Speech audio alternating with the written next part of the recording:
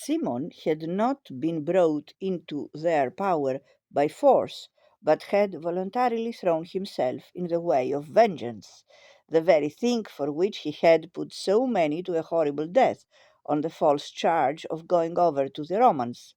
For wickedness cannot evade the divine wrath, and justice is not weak. In time she overtakes those who offend against her, and brings heavier vengeance on the wicked when they think they are out of her reach because punishment has not been immediate. This was brought home to Simon himself when he fell into the hands of the furious Romans. His emergence from the ground meant that in the next few days a great many more partisans were discovered in the sewers. When Caesar returned to Caesarea by the sea, Simon was brought before him in fetters and was ordered to be reserved for the triumphal procession through Rome, which he was planning. While he remained there, he celebrated his brother's birthday in the grand style, reserving much of his vengeance on the Jews for this notable occasion. The number of those who perished in combats with wild beasts, or in fighting each other, or by being burned alive, exceeded 2,500.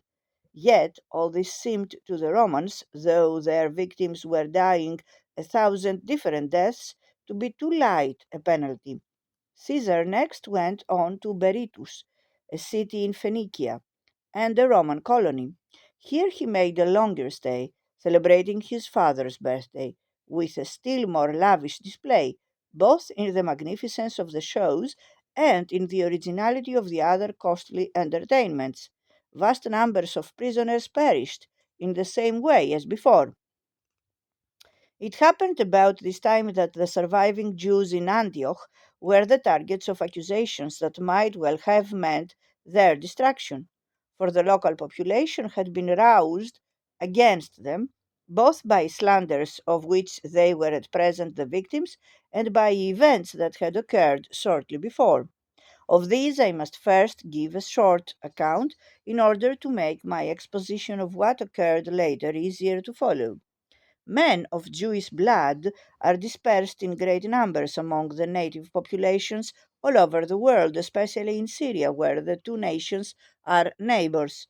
The biggest Jewish colony was at Antioch, partly because of the size of the city, but more because the kings who followed Antiochus had made it safe for them to settle there.